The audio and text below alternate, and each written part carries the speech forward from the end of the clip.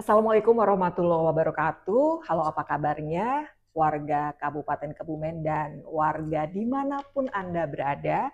Di kesempatan kali ini, kami senang sekali bisa berjumpa dengan Anda dalam satu program acara yang baru di Kebumen Update bekerja sama dengan BPJS Kesehatan Kabupaten Kebumen. Free Talk.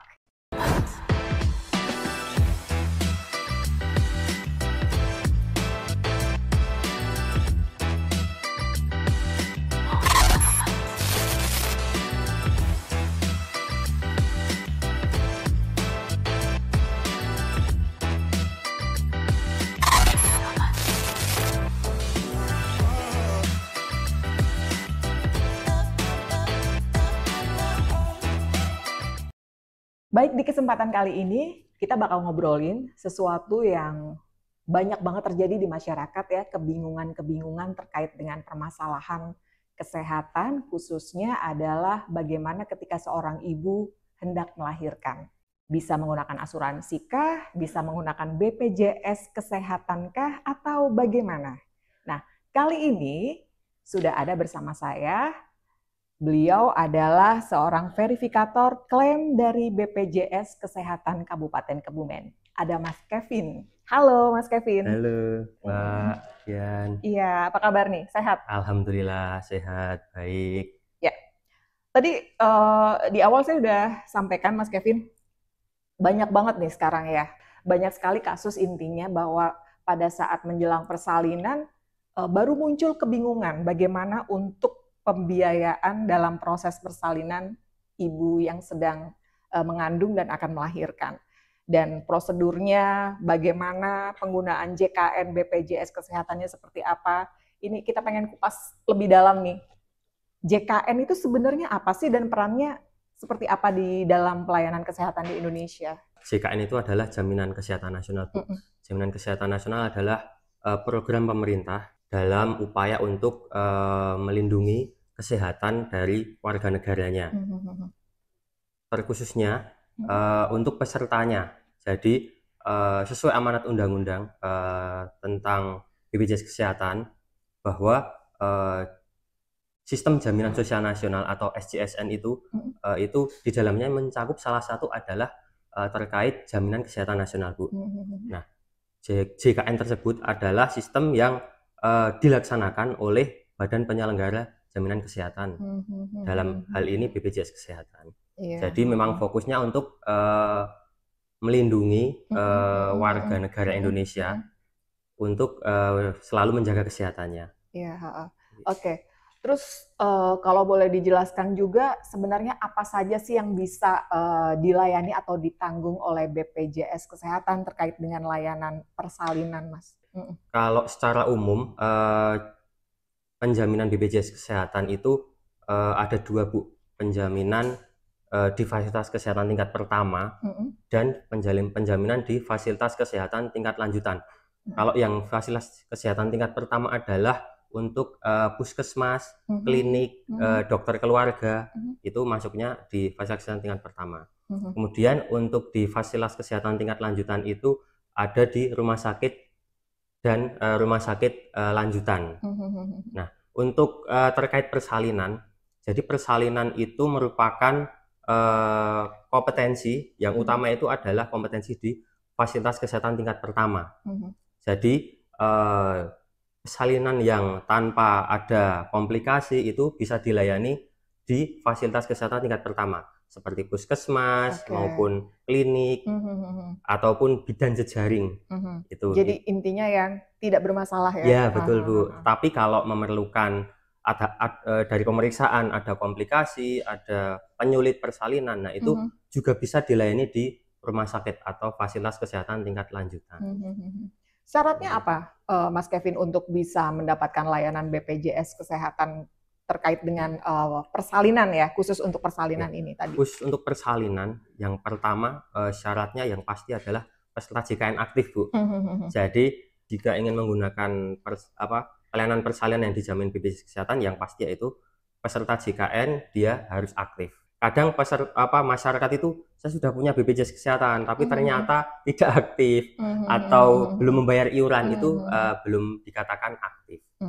Terus prosedurnya sendiri seperti apa untuk bisa mengakses BPJS Kesehatan ini? Kalau untuk prosedurnya, yang pertama yaitu ibu yang sedang hamil bisa melakukan kunjungan ke fasilitas kesehatan tingkat pertama dia terdaftar. Dalam hal ini, jika ibunya terdaftar di puskesmas atau di klinik Pratama atau di dokter keluarga atau tempat praktek mandiri dokter, itu bisa berkunjung di situ. Kemudian di vaskes tersebut nanti ada tenaga kesehatan serta dokternya yang akan memeriksa kondisi kehamilannya. Dan sekarang pun di fasilitas kesehatan tingkat pertama, khususnya di puskesmas dan beberapa klinik itu sudah ada fasilitas ultrasonografi atau USG. Jadi sekarang pemerintah itu sudah mendekatkan pelayanan ke terdekat. Alurnya sendiri seperti apa untuk membedakan pasien-pasien yang nanti perlu penanganan khusus dengan pasien yang bisa dilayani di vaskes tingkat pertama? Jadi nanti ketika peserta JKN yang berkunjung ke fasilitas kesehatan tingkat pertama, nanti ketika dilakukan pemeriksaan kan itu ada paket pemeriksaan, Bu. Jadi namanya antenatal care. Antenatal care itu pelayanan selama masa kehamilan itu minimal dilakukan 6 kali kunjungan minimal gitu. Dan 2 kalinya itu dengan pemeriksaan ultrasonografi oleh dokter. Jadi nanti berdasarkan pemeriksaan atau hasil USG itu ditemukan ada masalah atau enggak. Nah itu nanti dokter akan memberikan rekomendasi apakah perlu dilakukan rujukan ke rumah sakit atau cukup bisa dilakukan di FKTP atau di klinik puskesmas. Iya. Jika ada satu kasus tertentu ya tadi yang membutuhkan penanganan khusus, ini harus mulai dari vaskes tingkat pertama atau masyarakat bisa langsung ke rumah sakit? Peserta JKN bisa datang dalam kondisi darurat untuk memeriksakan kondisi kehamilannya dan atau misal ternyata sudah mendekati persalinan bisa langsung ke rumah sakit. Jadi tidak terbatas di puskesmas atau di dokter keluarga. Nah, tadi kita kan udah ngobrolin nih Mas ya, apa aja yang perlu disiapkan ya di awal. Dokumennya ini yang kadang-kadang suka kelupaan ini. Kondisi panik ya, mungkin biasanya di jauh-jauh hari nggak kepikiran. Yang penting untuk dibawa ketika seorang ibu hendak melahirkan menggunakan fasilitas BPJS Kesehatan ini apa sebetulnya yang harus tidak bisa enggak harus dibawa? Dokumennya apa sebetulnya? Sekarang di era digitalisasi ini ya Mbak, BPJS juga sudah menerapkan atau memberlakukan yang namanya mobile JKN ya.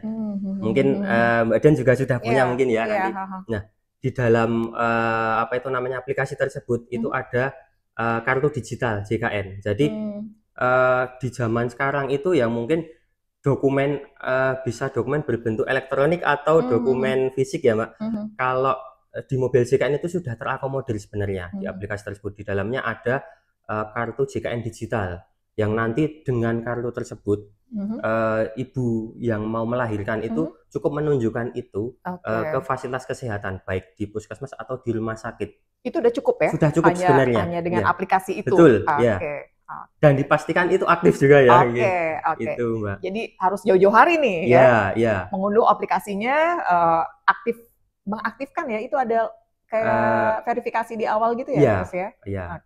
Serta bayar iuran tadi itu. Iya. Ini untuk kasus-kasus tertentu untuk yang belum membayar misalnya, itu nanti juga akan muncul di aplikasi ini ya? Iya, nanti ada di aplikasi mobil JKN itu akan terlihat statusnya aktif ataukah non aktif gitu. Begitu. Kemudian kalau misalnya ada satu kasus yang memang tidak sempat download atau punya aplikasi JKN, apa dokumen fisik yang harus dibawa? Jika kondisi tersebut ya kita kan juga nggak tahu, kadang sudah bawa handphone ternyata malah error atau bagaimana ya. Tetap kami sarankan membawa kartu fisik juga, kartu JKN secara fisik ataupun cukup dengan NIK atau kartu tanda penduduk. Jadi kartu tanda penduduk itu yang di dalamnya memuat nomor induk kependudukan itu sudah tersinkronisasi atau terintegrasi dengan layanan JKN. Cukup menunjukkan kartu NIK atau kartu KTP tersebut, itu sudah bisa mengakses layanan kesehatan, termasuk untuk persalinannya. Kalau hanya dengan KTP saja bisa? Bisa ya. Bisa. Jadi datang ke rumah sakit, istri mau melahirkan nih, terus kartunya mana? Hanya bawa KTP, bisa? Bisa. Asalkan terdaftar Asal JKN. terdaftar aktif. Gitu. Kemudian ini Mas Kevin, ini sesuatu yang sangat penting sekali ya, yang betul-betul menjadi hal pokok yang mau nggak mau itu dipikirkan banyak orang. Kaitannya dengan biaya. Ya. Ada pembiayaan yang mungkin sudah ditanggung oleh BPJS, tapi di kasus-kasus tertentu, misalnya ada biaya tambahan, ini akan seperti apa? Sebenarnya jika apapun kondisinya ya, apapun kasusnya, kalau dalam hal ini persalinan, jika sesuai kelas rawat inap dan sesuai ketentuan, itu sebenarnya semuanya sudah ditanggung dengan program JKN. Jadi harusnya tidak ada biaya lagi. Tidak ada biaya tambahan lagi. Selama sesuai kelas yang dilewat. Kalau tadi kembali lagi, misalnya mau naik kelas, ini seperti apa? Kalau naik kelas itu bisa Bu, dan nanti ada biaya pasti karena sudah perbedaan kelas ya. Nanti ada perhitungannya. Untuk di rumah sakit nanti ada perhitungannya, yaitu naik kelasnya tergantung. Jadi misal pasien punya hak kelas 2 naik ke kelas 1, jadi selisih tarif antara tarif inajibijis. Tarif inajibijis itu adalah tarif yang dibayarkan ke rumah sakit berdasarkan paket jenis kasusnya Bu. Itu yang menentukan juga Kementerian Kesehatan. Jadi nanti selisih tarif antar kelas tersebut. Jadi misal kelas 2 naik ke kelas 1 ya, selisih tarif inajibijis antara kelas 1 dengan kelas 2. Ataupun kelas 1 ke VIP. Nah, kalau dalam kasus ini nanti selisih antara tarif kelas 1 dengan tarif VIP itu maksimal 75% dari tarif inajibijis kelas 1. Tidak boleh melebihi itu. Iya, betul. Tetapi untuk tarif untuk naik kelas itu ya Mbak, itu dikecualikan untuk itu ya, peserta PBPU atau peserta BPJS Kesehatan kelas 3. Jadi kelas 3 baik PBI yang dibiayai oleh pemerintah maupun bayar sendiri kelas 3 itu tidak diperkenankan naik kelas. Gitu. Ya. Jadi ada ketentuannya ya. Tidak bisa sembarang. Ya, tidak berlaku untuk semua. Untuk bisa. Tetapi izin saya menambahkan, Mbak. Jadi ini ada pengecualian juga lagi. Jika sesuai regulasi itu jika naik kelas tetapi bukan karena permintaan pasien ya, tetapi karena ruang kelas di haknya itu penuh, itu sesuai ketentuan itu bisa dititipkan di satu tingkat di atasnya. Ya nanti. Jadi misalnya kelas 1 penuh nih, ada ternyata ruang VIP masih bisa digunakan. Dan tidak boleh ditarik biaya. Begitu. Jadi naik kelas ini harus dilihat ini permintaan atau kondisi. Terkadang itu yang menjadi keluhan juga. Jadi karena kondisi tetapi terus dipaksa untuk naik kelas.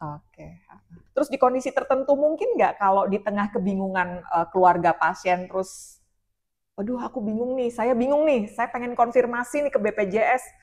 Ada nggak sih fasilitas layanan untuk masyarakat untuk bisa bertanya terkait hal-hal seperti ini? Yang seperti yang saya sampaikan tadi, di setiap rumah sakit itu sudah terpampang papan informasi terkait BPJS 1. Artinya BPJS siap membantu. Di dalamnya itu ada nama serta kontak person atau nomor telepon yang bisa dihubungi dari petugas kami. Jadi di setiap rumah sakit ada, serta di puskesmas juga ada. Nanti kalau di fasilitas kesehatan tingkat pertama itu nanti akan diteruskan ke kantor cabang. Tetapi kalau di rumah sakit nanti petugas kami akan menghubungi. Kalau semacam layanan ke kanal aduan, call center gitu? Baik. Untuk kanal aduan bisa melalui mobil JKN tersebut. Jadi ada salah satu menunya di situ pengaduan peserta. Jadi di situ bisa langsung menginput, mengisikan biodata permasalahannya apa, di mana, dan nanti akan kami langsung tindak lanjuti. Baik. Terakhir, tips untuk ibu yang akan melahirkan, termasuk keluarganya dong. Ya, apa ini tipsnya? Supaya persalinan lebih tenang dan aman. Kalau untuk tips untuk ibu melahirkan, yang pasti pertama jadi peserta JKN, Bu. Oke. Dan statusnya aktif. Jadi walaupun sedang dimanapun kondisinya, dimanapun lokasinya, atau sedang berkunjung ternyata merasa kencang-kencang atau gitu, selama punya peserta JKN dan aktif, itu nanti bisa kita layani dimanapun fasilitas kesehatannya. Bisa diakomodir oleh BPJS Kesehatan. Baik, terima kasih sekali, informasinya sangat bermanfaat dan semoga untuk ibu-ibu di luar sana yang sebentar lagi akan mendekati hari persalinan bisa lebih tenang, bisa lebih aman, dan informasi-informasi yang tadi sudah disampaikan langsung dari BPJS Kesehatan Kabupaten Kebumen bisa bermanfaat untuk kita semua. Terima kasih Mas Kevin. Sami-sami Mbak Dian. Terima kasih untuk semua yang sudah menyaksikan Free Talk. Wassalamualaikum warahmatullahi wabarakatuh. Waalaikumsalam.